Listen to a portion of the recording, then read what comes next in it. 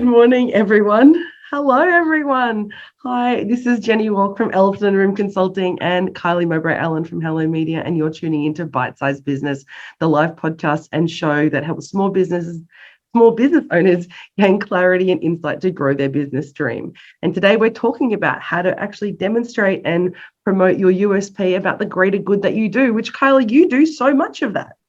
Oh, Jenny, so do you. I think we both have a very similar ethos around us and behind our businesses, is that we want to do more than just make money for ourselves. Am I right? 100%. So last time we were talking about the kinds of different things that you can get involved in. Yes. And a lot of people don't even realize that they already are doing things for the greater good. For example, it might even just be how you choose to do your packaging, how you choose to, volunteer your time, as a mentor, or, there's so many different ways. So Definitely. We talked a lot about that. But before we jump into our USP, and some people might even be wondering, what even is a USP? So how about you just let us know that? How was America? America was amazing. We had 2 weeks away for a conference with the National Minority Development Supplier Conference, which is a very large group of organizations of minority businesses from Asian, Hispanic, Latino, Native American is starting to come into that space, although they don't currently recognize them as a minority business, which is interesting, and Black businesses in America. So the conference was phenomenal, 5,000 people, all talking about supplier diversity, social corporate responsibility, how to improve your diversity and equity and inclusion policies within your business. So it was an incredible conference. Wow. Amazing insights and great connections. So to say, did you just come home feeling inspired and ready to pump it? I really did. And what I realized is that Australia do things so well. So in the clients that I'm blessed to work with, we do a lot of work in what we call the CSG space, the corporate social responsibility space. And that's the space where you do business for good, really. It's not just about the profit, and it's really, talked about the extra things that you do to impact community, social responsibility, environment, and things like that. And in the US, they've only just started to have that conversation. It's always been just about minority businesses or about diversity and inclusion. They haven't really started to explore that ESG or that CSG space. And so it was really interesting, that broader strategy about why we're doing it and what the greater impact is very new to America. And so I'm excited about that because particularly in the space that we're looking at, people have been just focusing on, I'm a minority business, I get great work. And I was like, yeah, but there's more than that. And so when these businesses are doing things like $16 billion, $100 billion businesses, they're just getting great business. They haven't thought about that broader impact. And so it was really interesting to hear people discussing, well, what is this CSG? What is this kind of doing business for good thing outside just the minority business sector? Wow, I love it. I'm so pleased you got that opportunity, because what you're doing here is incredible. So to, have a part of what's going on over there is awesome. And yeah, I'm very blessed to have been able to go across and see. I mean, New Orleans is amazing. Next year, the conference is in Baltimore. So we're really hoping to get across to the conference in Baltimore and taking some of our team with us in next year as well, just to really promote and involve ourselves in the conversation a little bit more. We were it's our first time, so we sort of sat back and just observed. And I think, our goal next year will be to try and be a little bit more involved in some of the conversations. Awesome, Jenny. I'm so pleased for you. That's just fantastic. So what about if you share what's your view on a USP? For starters, I don't actually like the words unique selling proposition. I prefer unique selling point. What's the point that you want to get across that makes your business different? Well, I personally feel like if you really want to succeed in business, you absolutely need to have a unique selling point and really understand it in your brain. Yeah, agree. And you've got to be able to show what's different about your business. Why do they choose yours over the business down the road, or the business that's coming first in a Google search or something? So yeah, I use the term value proposition over unique selling proposition, because sometimes what you're doing is not necessarily unique to somebody else. But what I look at is what is the value of working with you over the value of working somebody else. So 2 business coaches can give essentially the same service. So the same proposition might be there in terms of what you do, and you could you do that value stack and everything looks the same. But what we're actually saying is, what is the value of working with me or working with you or working with a particular company that I'm going to give you that you're not going to get from the other company? So that additional value piece is where I like to focus. And so for businesses who are really doing good with their work, whether it's environmental packaging, as you've said, doing pro bono coaching or low bono coaching, giving back to community, that's a value add to the company. And what that does is allows the company to actually be aligned with your values and also aligned with the outcomes that you're gaining. So more and more and more, we're in a space where companies want to align with partners that have same values and same intention in the way they do business. It's no longer just about making money, as you said earlier. And so for me, it's about what is the value proposition that you're giving to a client that is for them. So it's unique to them. It may not be unique to everybody, but it's what is unique to them. So when we're talking, and you always talk about making sure you have that really clear avatar and that one person that you're talking to, what is the value you're giving that one person? I know when we first met, that really resonated with me. So when I went back and looked at my value proposition, I was like, who am I actually talking to? Not the group, not the whole business sector, but who is that one client that I want to resonate with the value that I'm giving them? It's so important, isn't it? I'm glad you brought that up because, yes, knowing exactly who that is so that you can really be clear on not only who you're speaking to, but actually what it is that you're offering. And when you look out there and you look at your current clients or your current customers or your current followers on socials, are they actually who you want to be working with? So maybe it's time to tweak that. And I love that you're calling it the value proposition.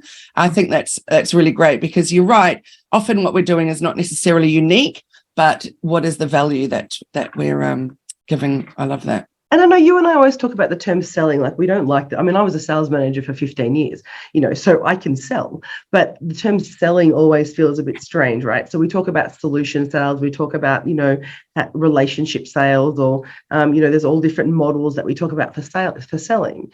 But the key thing I love about a value proposition discussion is that it's going to be different for every client. And so I guess particularly for the products that I'm selling and the work that you're doing, because the reason someone comes to us and uses us, fundamentally we know their pains and their problems are the same. Like they're the same for everybody. But the value that individual is taking away from the conversation may be different to the other client. And so it's about how do we make sure that everybody is feeling like they're heard, they're getting their needs met, but also that you're actually having that conversation about what is this doing for you? Why is your life different by using this product or service? And whether it's makeup, whether it's, clothing, whether it's, hand products, whether it's a brim for your hat, whatever it is, the reason the value it's giving to you will be different depending on the situation and your context. And so I think having that ability to, being really clear about that value proposition or your unique selling proposition, if you want to use that term, is around saying, why do you want to use me? But also it goes beyond the physical product, right? Or the physical service. And it starts to play in that lovely kind of the ripple effect, if you like, of engagement and relationships. It's what is the ripples that you get that you're not paying for, but you get as the value from using that product or service. Yeah, absolutely love that.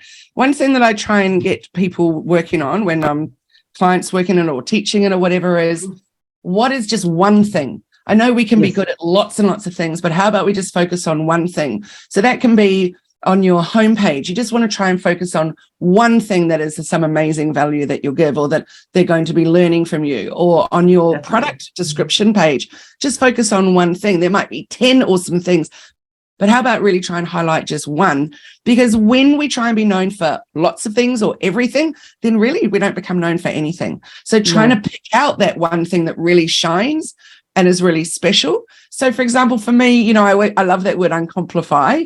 I feel like I do a really good job of uncomplifying things for people. Sometimes it feels for them, I'm sure, that I'm making it way more complicated, but then we unpack it, we bring it back, we look at their insights, we look at where shouldn't you be spending your time, where should you be spending your time? How can we uncomplify it? What about for you, Jenni? What do you feel if you just had to sum it up in one word? I mean, mine is clarity. I mean, my website, if you go to my website, the front page says clarity is the answer to every problem. And for me, that's entirely what I give. I provide people clarity. I did a workshop yesterday. I was blessed to work with a beautiful company, and we're building their next reconciliation action plan. And the whole conversation we had yesterday was about clarity about what is their intention and expectation. So we did a workshop. What are they trying to look at doing? Where do they want to go with it? What areas do they want to work in? But ultimately, it was about them gaining clarity about what they want this document to look like and what the impact it's going to have on them. So there's a lot of other bits that I could talk about. We could talk about that impact. We could talk about, developing the pillars. We could talk about developing the content. But all of that doesn't matter without clarity. The same in business. So for me, definitely clarity. Yeah, it's such a good one. It just reminds me of this online course that I've been writing for now at least 2 years. And the block constantly with it is the clarity, because in my industry, it changes so quickly that just when I'm working on something, then that completely changes. Yep. And then off we go again, And so, it's the clarity piece is so hard at this point because of the changes. So maybe, I agree. Yeah, it's definitely, while there's so many changes in the social space right now, particularly Facebook in terms of how we use our personal account, now we can all become professional. Oh my goodness, it's just mind-blowing. And for you though, that's the USP that you bring, or the value proposition that you bring, is that your ability to be ahead of the curve and ahead of the market, and being really responsive for your clients on knowing what's happening in the market. I don't want to have to do that research. I don't want to have to spend my time checking to see what algorithms are changing on all the different social media. And so that's the value of working with someone like you, or particularly you, is that you're ahead of all those changes, and you don't publish something knowing it's going to change in a day. You wait and you're considered, and you release the information. Instead of making that course, which you could release today and people would buy and it would be phenomenal, you would know that it's slightly out of date. The reality, would it impact your clients? Probably not, because the content is still valuable and you could still sell it and you'd be amazing. But instead of doing that, your value is you're saying, you know what, I just need to tell them what's happening today. I don't want to put it in a course because tomorrow will be outdated. And so that piece about being ahead and staying ahead and being open and really transparent about what's happening in the market, that's a massive value proposition. Good point, Jenny, and thank you for that. It's so true. It makes me feel better about this. Just not able to get it out there, and I'm always blown away. And maybe the clarity is, it's what you should be sharing is not actually about the social media, but rather than the tactics and the strategy, which is the stuff that you do so well behind the scenes. And the social media is just social media, whatever it looks like. And I discovered my 13-year-old stepchild has 4 different social media sites that I didn't even know existed on their phone right now. And so it doesn't really matter what the social media platform is, right? The social media platform is going to always be there. It's the tactics you use to amplify your presence on those. Absolutely. That's what you give. That's the value you give. It's not the platform. The platform doesn't really matter. You're dead right. You're absolutely right. I was part of a business conference last week on Thursday and Friday, and it was there was lots of great things happening in it. But my favorite part was a debate. They brought on someone from YouTube. They brought on someone from all different parts of the world.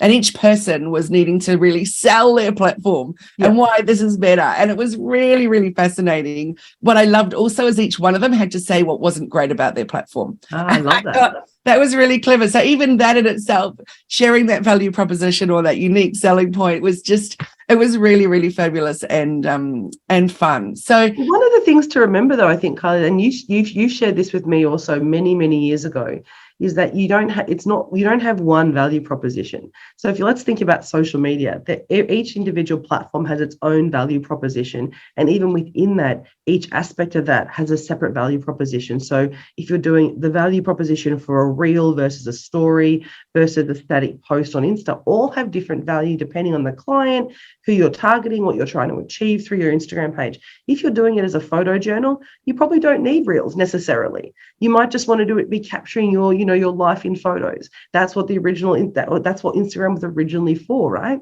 So if when we're looking at our businesses, it's really important to remember that each of your products and sometimes the segments of your product have its own value proposition, and that will resonate differently with different people. So don't feel like we need to be stuck in this one spot saying this is the only value proposition or USP that we have. We can have multiple. In fact, we should have multiple. And you taught me that like 3 years ago.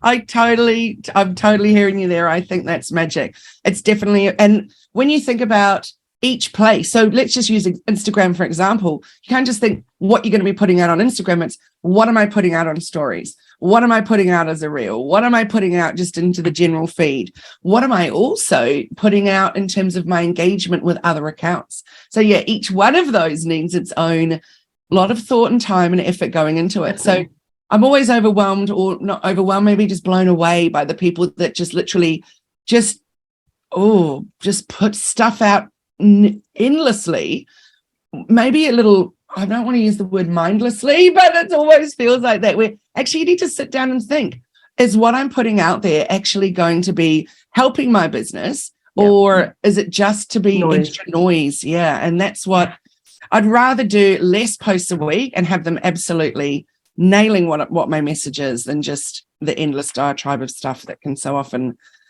fly out there. So, but I think we're in the age of volume, though, isn't it? That's the challenge at the moment. Everyone's about volume. What do I get? What do I get? What do I get? How much do I get? How much time is it?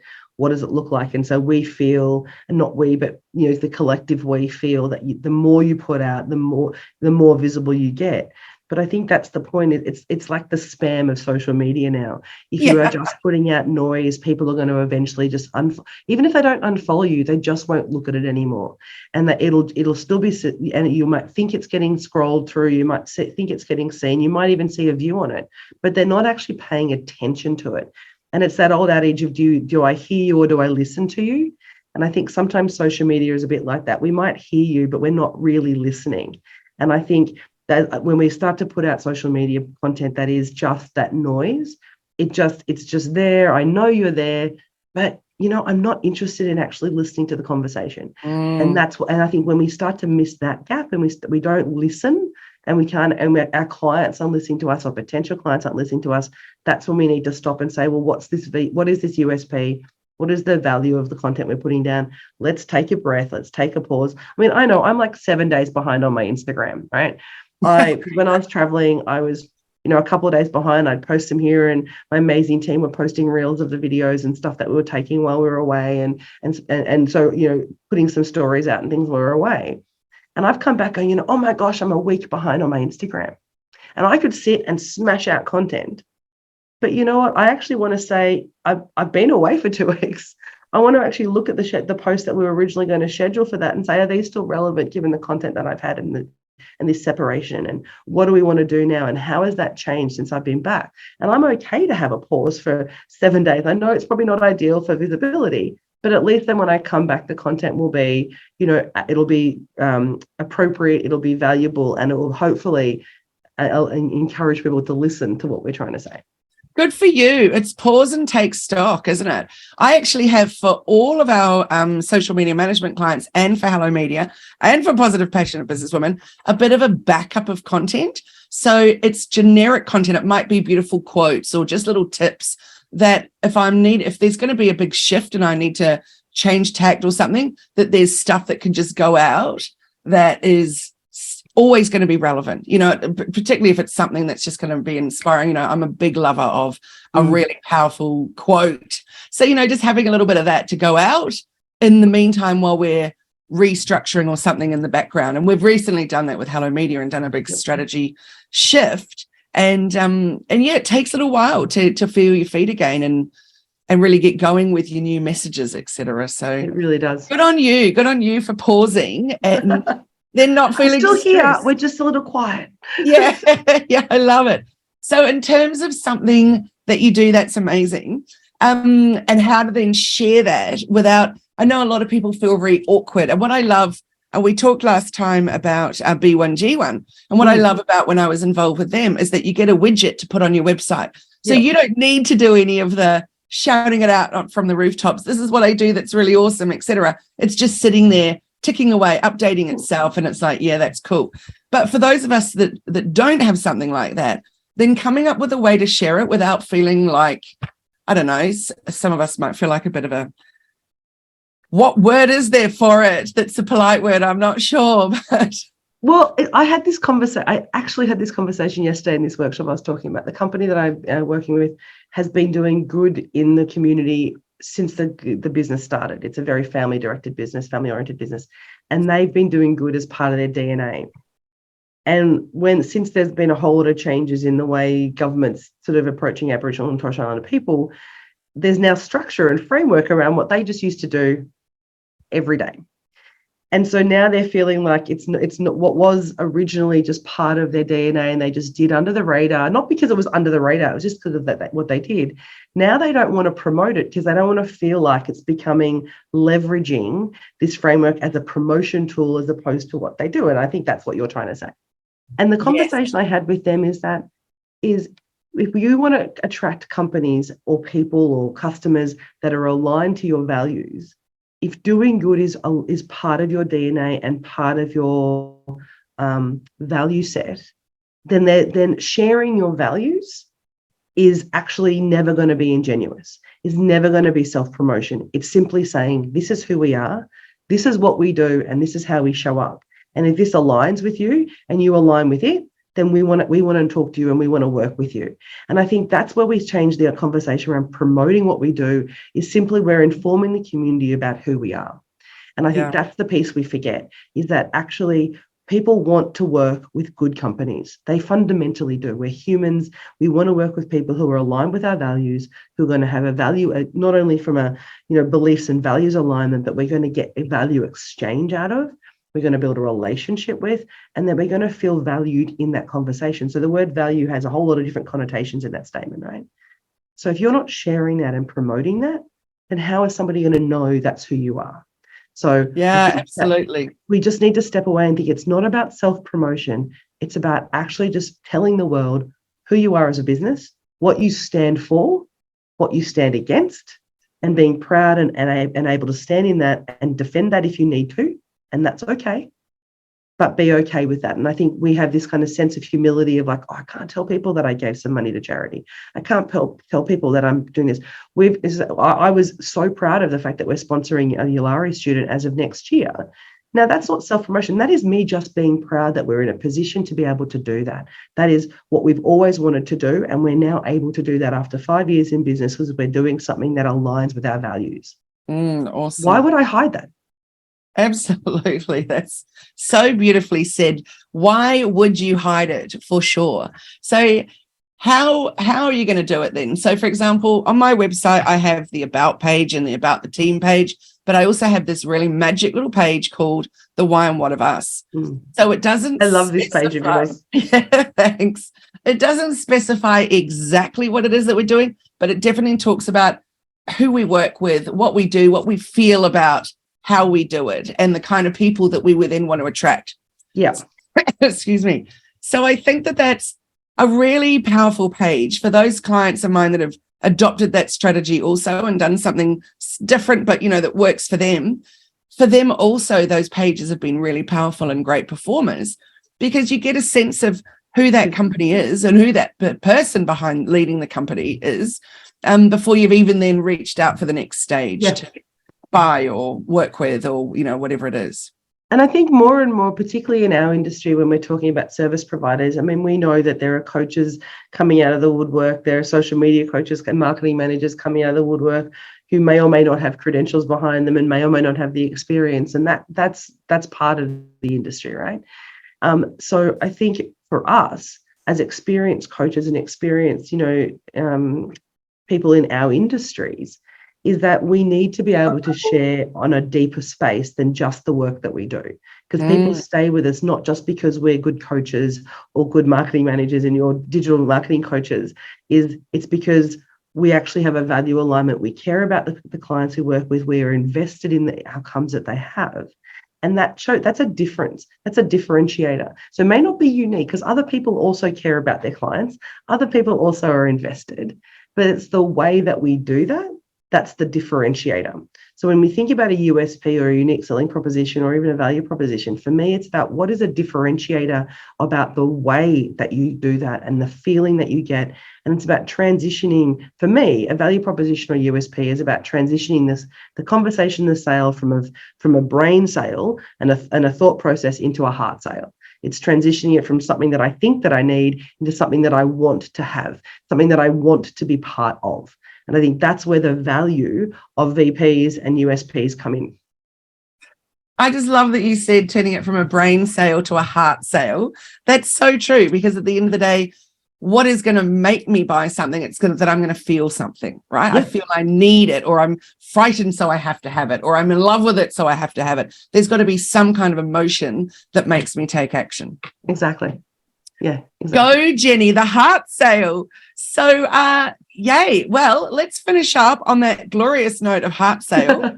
And next time, I think it'd be wonderful to chat more about the selling stage of business. You know, what do you get to? I know a lot of people are getting to that point where they're getting super visible, they're getting their message out there or whatever, but they're not actually able to do that sell point. As you know, I prefer the word help to sale. How can my product help you, or how can my service help you, rather than, oh, buy my stuff.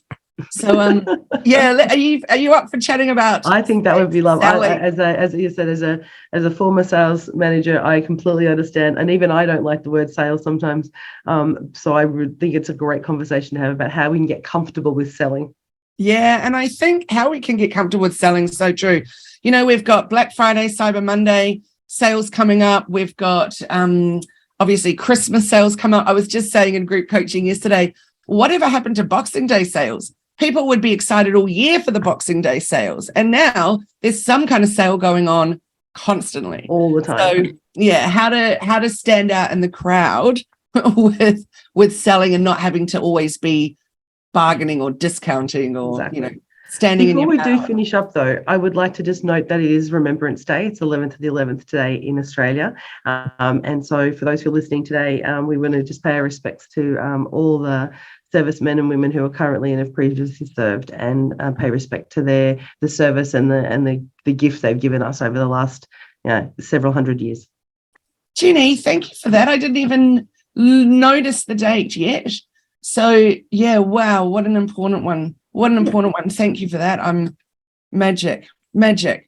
I'm going to take a moment and reflect on that. So thank you very much. So how can we get in contact with you between now and next week, Kylie, if we want to chat to you about your digital marketing and how you can help people actually build their USP, because that's something that you do so well. Thank you.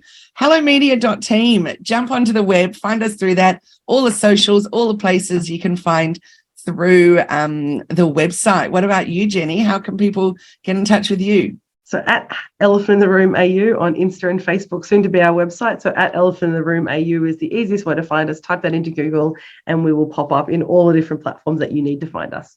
Awesome. I love it. Well, I look forward to seeing you next week, and have a wonderful weekend and a wonderful Remembrance Day.